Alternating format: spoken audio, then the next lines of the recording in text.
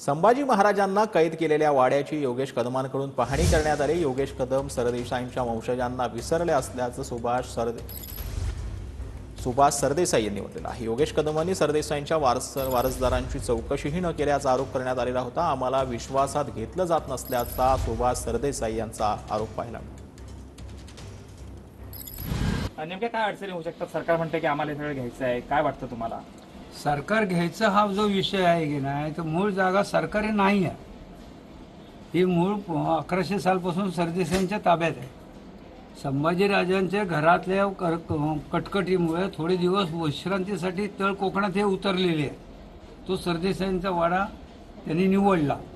इथे गडी म्हणून भाग होता। गड ही भाग म्हणजे लहान किल्ला असुरक्षित असल्यामुळे सरदेसाईंच्या घरामध्ये थोडे दिवस वास्तव्याला मिळेल काय म्हणून सरदेसाईंजवळ चौकशी केली आणि त्याच्यामध्ये सरदेसाईंनी सांगितलं की आहे त्या राजेत जर येणार आहे तर आमच्या जागेवर रिकामी आहे, त्या जागेत तुम्ही राहू शकता। कुठे मग आमचं म्हणणं काय की तुम्हाला जर का सरदेसाईंची वास्तू जर परत जर तुम्हाला तयार करायची होती तर त्या सरदेसाईंच्या जे कोण अस्तित्वात होते त्यावेळेला ह्यांनी ताब्यात देत होते, त्यांची व्यवस्था त्यांनी करायला हवी होती। आता योगेश कदमांनी सगळी पाहणी केली, पण योगेश कदम मला भेटलेलेच नाहीत ना।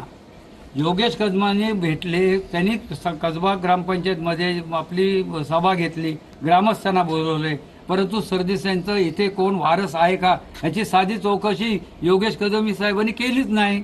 7 ते 8 गाड्या दिसल्या। 7 ते गाड्या त्यांना थंड मी दिलं, त्यांना थंड माझ्या दुकानामधनं माझंच दिलं थंड। पण त्यांना अशी बुद्धी झाली नाही की या जागेचा वारस इथे आहे की नाही त्याच्याशी आपण चर्चा करूया। सागावकर, मराठी, कसबा।